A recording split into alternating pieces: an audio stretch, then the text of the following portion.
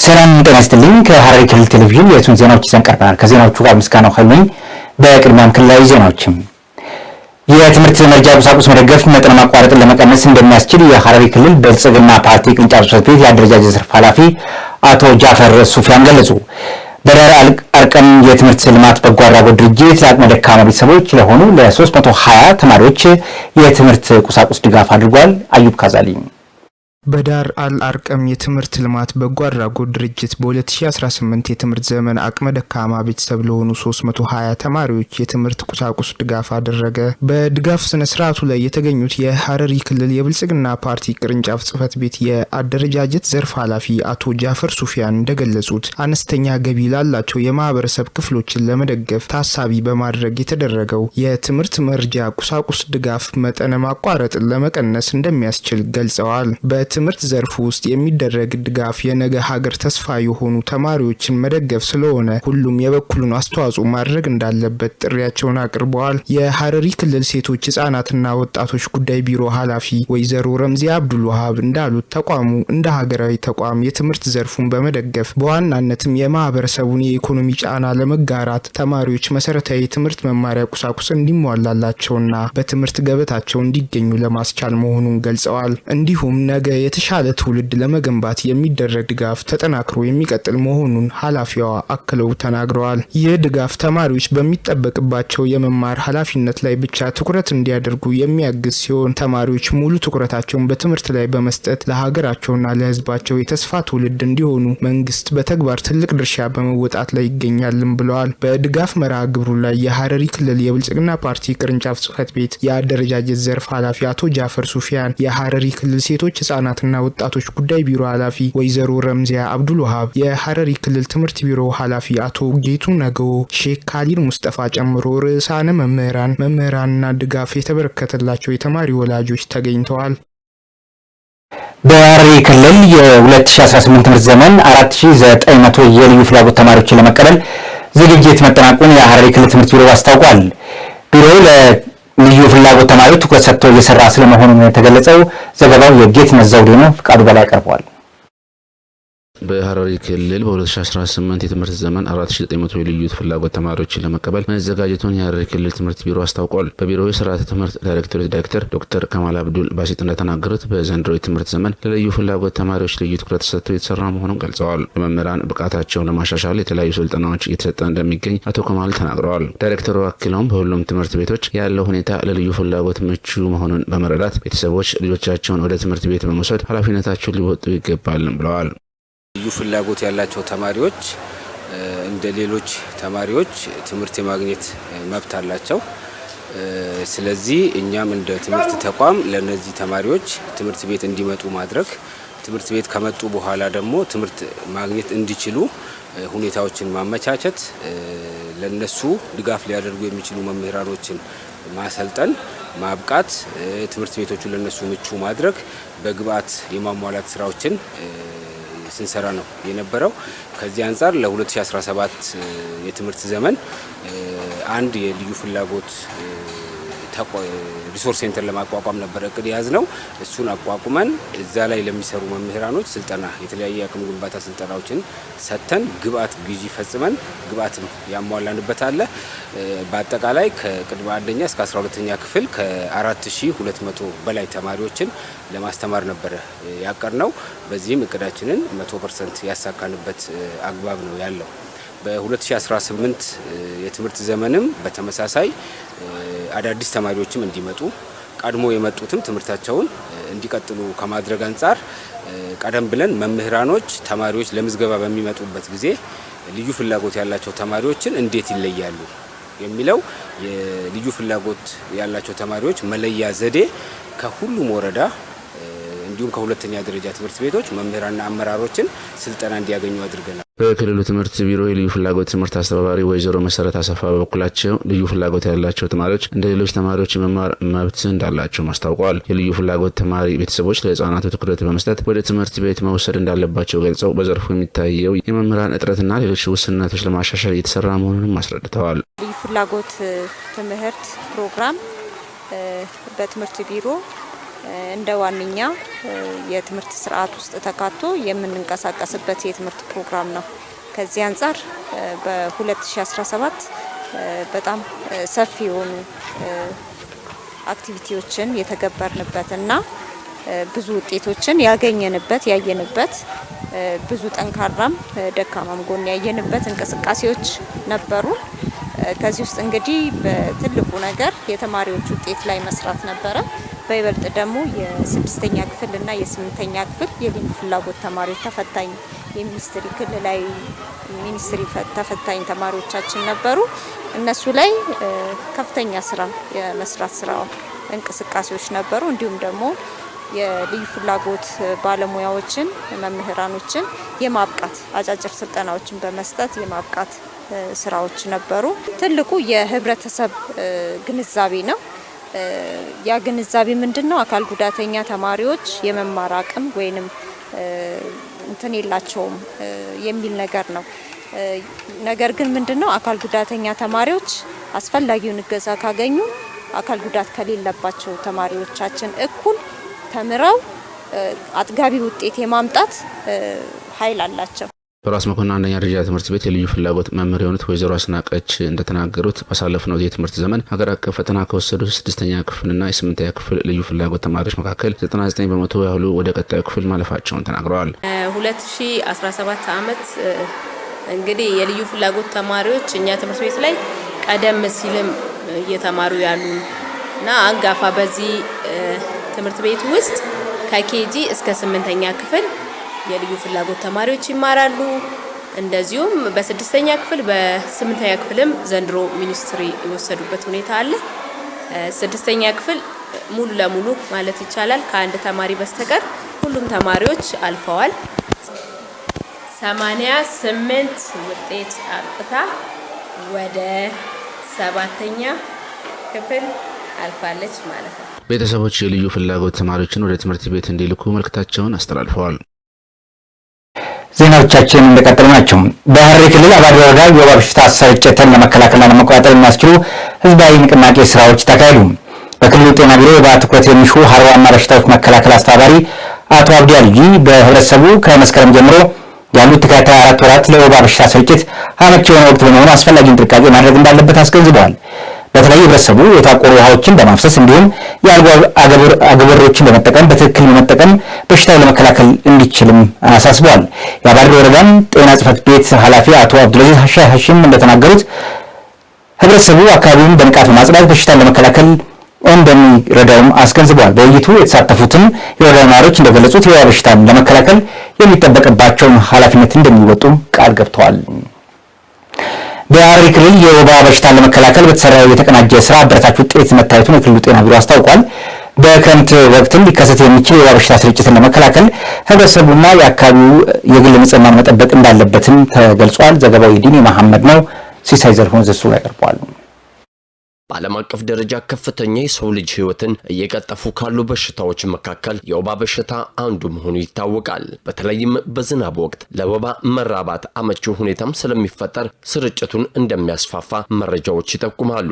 በሐረሪ ክልልም እነዚህን በሽታዎች የመከላከል ስራዎች እየተከናወኑ ይገኛሉ። በክልሉ ጤና ጥበቃ ቢሮ በሽታ መከላከልና ማስወገድ ፕሮግራም ኃላፊው አቶ አብዲ አልይ ከሐረሪ ክልል ብዙሃን መገናኛ ኤጀንሲ ጋር በነበራቸው ቆይታ የአየር ንብረቱ ለወባ ስርጭት አመቺ ከሆኑ አካባቢዎች መካከል የሐረሪ ክልል አንዱ መሆኑን ጠቁመው ቢሮ በሽታዎችን ለመከላከል የሚጠቅሙ ስትራቴጂዎችን በመንደፍ ተግባራዊ የማድረግ ስራዎችን እየሰራ ይገኛል ሲሉ አንስተዋል። በተለይም ይላሉ አቶ አብዲ አልይ ለግብርናና ለተለያዩ ስራዎች ውሃዎች በሚጠራቀሙበት ጊዜ ለመራባት አመቺ መሆኑን በመግለጽ ህብረተሰቡም የተጠራቀሙትን ውሃ በማፋሰስ ስርጭቱን ሊከላከል እንደሚገባ ጠቁመዋል። ቁምኒ ቡሳዳ ቢሻኒዎች ወልቀበቴቲ ወሎርማተ ቡሳቲፍ ቦኼ ቡሳቲፍ ተናፉ ቢሻን ጅራቸው ለቀባ ለወባ መራባት የተከማቸ ውሃ ምቹ ሁኔታ የሚፈጠር ነው። በታቆረ ውሃ ላይ ወባ ትንኝ እንቁላል ትጥላለች፣ ህይወቷንም ትቀጥላለች። ስለዚህ የተከማቸዋን ማፋሰስ አስፈላጊ ነው።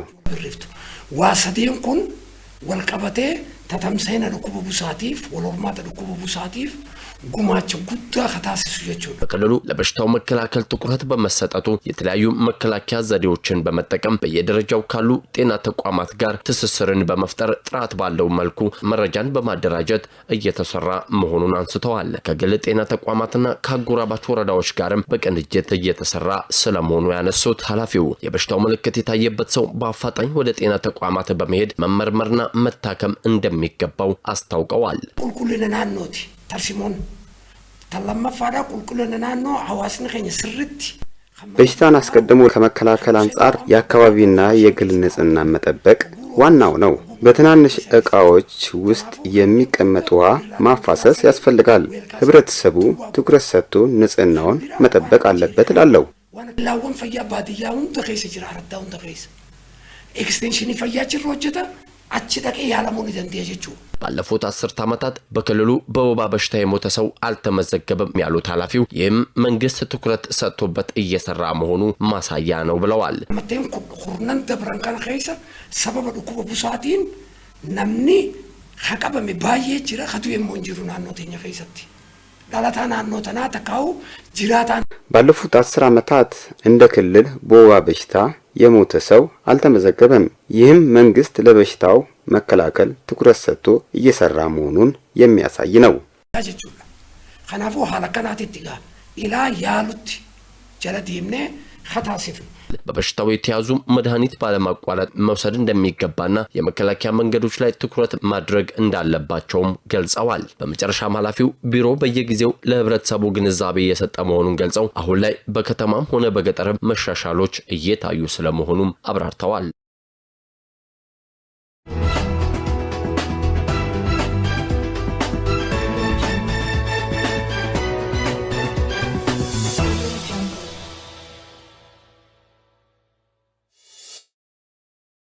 ወደ ሀገር አቀፍ ዘገባዎች አግረናል። ጠቅላይ ሚኒስትር ዶክተር አብይ አህመድ የመደመር መንግስት መጽሐፍ ያልተካሄደበት መንገድ መጓዝን ይመርጣሉ። በሌላ ዜና ደግሞ የመደመር መንግስት መጽሐፍ የኢትዮጵያን ችግሮች በጥልቅ የዳሰሰና መፍትሄ ያመላከተ ነው ሲሉ የጠቅላይ ሚኒስትሩ የምስራቅ አፍሪካ ጉዳዮች አማካሪ ሚኒስትር ጌታቸው ረዳ ተናገሩ። የሚሉት በሀገር አቀፍ ጉዳዮቻችን ያዝናቸው ናቸው። እነኚህን ጨምሮ ሌሎቹን የንግግር ያቀርባቸዋል።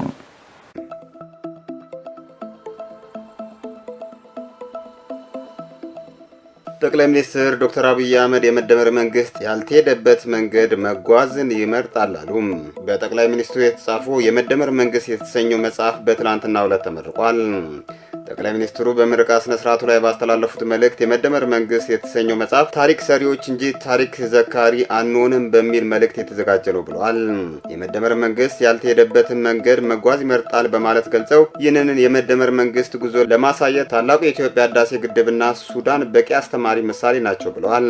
ሱዳን እኛ ስንለወጥ ሰላማዊ ሀገር ነበረች። አሁን ግን የተዛባ ጥያቄ ሲነሳ ቀድሞ በልጆቿ የገነባችውን የካርቱም ኢንተርናሽናል ኤርፖርት አፍርሳለች ነው ያሉት። ሱዳኖች የተከተሉትና የመረጡት መንገድ አፍራሽ በመሆኑ ለችግር መዳረጋቸውን ጠቁመዋል። እኛ ደግሞ በገንዘብም በሀሳብም በአሰራርም የገዘፈውን ህዳሴ ከነስብራቱ ተቀብለን ለፍጻሜ ማብቃት ችለናል ሲሉ አብራርተዋል። ህዳሴን ስንጨርስ ማን ሰራው የሚለውን ነገር እያከራከረ እንደሚገኝ ገልጸው ይህ ጥያቄ የተነሳው ስለጨረስነው ነው በማለት ተናግረዋል። ግድቡ ኢትዮጵያውያን ተደምረን ያሳኩት ገድልና ድል መሆኑን ያስረዱት ጠቅላይ ሚኒስትሩ የመደመር መንግስት ስኬት ለመሻማት ጊዜ የለውም ብለዋል። የመደመር መንግስት የተሰኘው መጽሐፍ ታሪክ ሰዎችን እንጂ ታሪክን ዘካሪ አንሆንም በሚል መልእክት የተዘጋጀ መጽሐፍ መሆኑን ጠቁመዋል።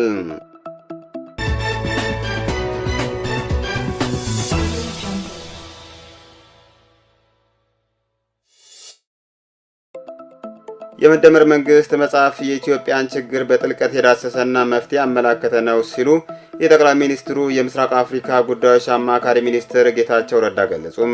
በጠቅላይ ሚኒስትር ዶክተር አብይ አህመድ የተጻፈው የመደመር መንግስት መጽሐፍ ለንባብ በቅቷል። በመጽሐፉ የምረቃ መርሃ ግብር ላይ የጠቅላይ ሚኒስትሩ የምስራቅ አፍሪካ ጉዳዮች አማካሪ ሚኒስትር ጌታቸው ረዳ ባቀረቡት የመጽሐፉ ዳሰሳ ላይ እንዳሉት መጽሐፉ የኢትዮጵያን አሁናዊ ሁኔታ የሚያስቃኝ ነው ብለዋል። በተለይም የኢትዮጵያን ችግሮች በጥልቀት የዳሰሰና ተግባራዊ መፍትሄዎችን ያመላከተ መጽሐፍ መሆኑን ጠቅሰው ችግሮችን ከመሰረቱ ለመፍታት ወሳኝ መሆኑን አመላክተዋል። አመላክተዋል። አስተሳሰብ ላይ ትኩረት አድርጎ ከቁጭት የሚነሳ መጽሐፍ ነው ያሉት አቶ ጌታቸው ነገሮችን አፍርሶ ከመስራት ይልቅ አዎንታዊውን ማስቀጠልና አሉታዊውን ማስተካከል ላይ እንደሚያተኩር አብራርተዋል። ይህም ኢትዮጵያ ለዘመናት የሄደችበትን ተቸካይ የፖለቲካ አካሄድ የቀየረ አተያይ ስለመሆኑ ገልጸው ፖለቲካችንን ያሸነፈ አካል እንደፈለገ ሁሉን ይጠቅልል ከሚል አካሄድ የወጣ ነው ብለዋል። እኔ የፈለግኩት ካልሆነ ከሚል የዜሮ ድምር ጨዋታ መውጣት የሚቻልበትን ዘመናዊ የፖለቲካ አካሄድ ያመላከተ መጽሐፍ መሆኑንም አቶ ጌታቸው ገልጸዋል። በሌላ በኩል ዜጎች ከመሰረታዊ ፍላጎት ባሻገር በክብር የመኖር ህልማቸውን ለመመለስ አቅጣጫ ያስቀመጠ ነው ብለዋል። የኢትዮጵያ ችግሮች በነበረው አካሄድ ትርጉም ባለው መልኩ መፍታት እንደማይቻል አንስተው የመደመር እሳቤ ተግባራዊ ያደረገው መፍጠርና መፍጠን በዚህ ረገድ ሁነኛ መፍትሄ መሆኑን ተናግረዋል። የአዲስ አበባ ከተማን የተከማቸ ችግር ለመፍታት የተተገበረው የመፍጠርና የመፍጠን መፍትሄ በዚህ ረገድ ተጠቃሽ መሆኑን ተናግረዋል። አዲስ አበባን ለመለወጥ የተጀመረው ስራ አዲስ የስራ ባህልን ያላመደ መሆኑን ገልጸው በቀጣይም በአዲስ አበባ የታየው አዲስ ተስፋ ወደ ሁሉም የኢትዮጵያ አቅጣጫ እንዲሰፋ መረባረብ ይገባል ነው ያሉት።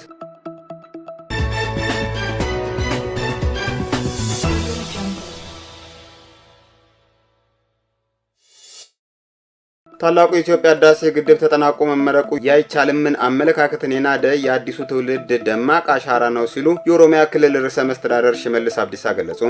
የታላቁ የኢትዮጵያ ህዳሴ ግድብ ተጠናቆ መመረቁን አስመልክቶ በህብረት ችለናል በሚል መሪ ሀሳብ በኦሮሚያ ክልል የተለያዩ አካባቢዎች የድጋፍ ሰልፍ ተካሂዷል። አቶ ሽመልስ አብዲሳ ህብረተሰቡ አደባባይ በመውጣት ለመንግስት የልማት ስራዎች ያለውን አድናቆትና አጋርነት በመግለጹ ምስጋና አቅርበዋል። በምስጋና መልእክታቸውም የህዳሴ ግድብ ስኬት በላብና በደም የተገኘ ውጤት ነው ብለዋል። በግድቡ ለፍጻሜ መብቃት የተገኘው ድል ከአድዋ ድል ቀጥሎ የተመዘገበ የጥቁር ህዝቦች የድል ታሪክ መሆኑን ገልጸው የአድዋ ድል ታሪክን ያደሰ ነው ሲሉ ተናግረዋል። የህዳሴ ግድብ ፕሮጀክት ከውስጥና ከውጭ የነበሩ ውስብስብ ችግሮችን አልፎ ለስኬት መብቃቱን ጠቅሰዋል። ለዚህም ስኬት እንዲበቃ የለውጡ አመራር በተለይም ጠቅላይ ሚኒስትር ዶክተር አብይ አህመድ በሳል አመራር ወሳኝ እንደነበር ገልጸው ለግድቡ ፍጻሜ አስተዋጽኦ ላደረጉ አካላት ምስጋናቸውን አቅርበዋል። ግድቡ ለዘመናት የነበረውን የአይቻልም አመለካከትና አስተሳሰብ የናደ የትውልዱ ደማቅ አሻራ መሆኑን ገልጸው ግድቡ በአፍሪካ ቀንድ የነበረውን የውሃ ትርክት የቀየረ ነው ብለዋል። ህዳሴ ግድብ የነጻነትና ሉዓላዊነት መገለጫ ሆኖ ለዘላለም ሲዘከር ይኖራል ያሉት አቶ ሽመልስ የግድቡ መጠናቀቅ ኢትዮጵያ የአፍሪካ የብልጽግና ተምሳሌት ለማድረግ የተጀመረው ጉዞ እውን እየሆነ መምጣቱን ያሳያል ነው ያሉት።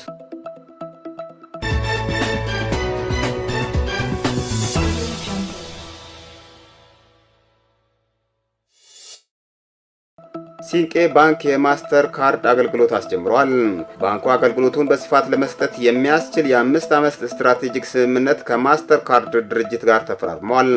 የፋይናንስ ተደራሽነትና አካታችነትን ለማረጋገጥ የሚያስችሉ ልዩ ልዩ የዲጂታል አማራጮችን በማስፋት ላይ ከፍተኛ ትኩረት ሰጥቶ እየሰራ መሆኑን የገለጸው ሲንቄ ባንክ ከማስተር ካርድ ጋር የተደረሰው ስምምነት የዚሁ አካል መሆኑን ጠቁሟል። በስምምነቱ ላይ የሲንቄ ባንክና የማስተር ካርድ ከፍተኛ የስራ ኃላፊዎች በተገኙበት መፈራረሙን የባንኩ መረጃ አመላክቷል።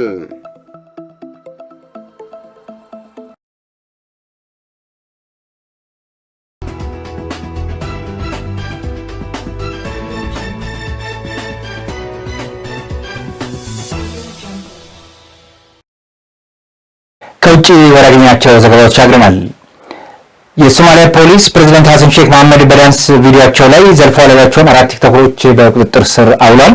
በርካታ ወጣት ሶማሊያን እንደ አውሮፓውያን አቆጣጠር በ2022 በተካሄደው የፕሬዝዳንታዊ ምርጫ ወቅት ለቅስቀሳ የዋለውን ሙዚቃ በመጠቀምና በግጥሙን በመጠቀም ዘለፋ ያካተተ ዳንስ ሲደንሱ እንደነበረ በዘገባው ተካቷል። ዘገባው ቢቢሲ ነው። ሄኖክ ግርማ ይዟል። የሶማሊያውን ፕሬዝዳንት ዘልፈዋል የተባሉ ቲክቶከሮች በቁጥጥር ስር ዋሉ። በርካታ ወጣት ሶማሊያውያን እንደ አውሮፓውያን አቆጣጠር በ2022 በተካሄደው ፕሬዝዳንታዊ ምርጫ ወቅት ለቅስቀሳ የዋለን ሙዚቃ በመጠቀም ግጥሙ ላይ ዘለፋ በማካተት ሲሳደቡ ታይተዋል።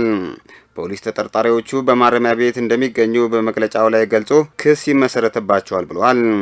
ቲክቶከሮቹ በቁጥጥር ስር ከዋሉ ጀምሮ ምንም አይነት አስተያየት አልሰጡም።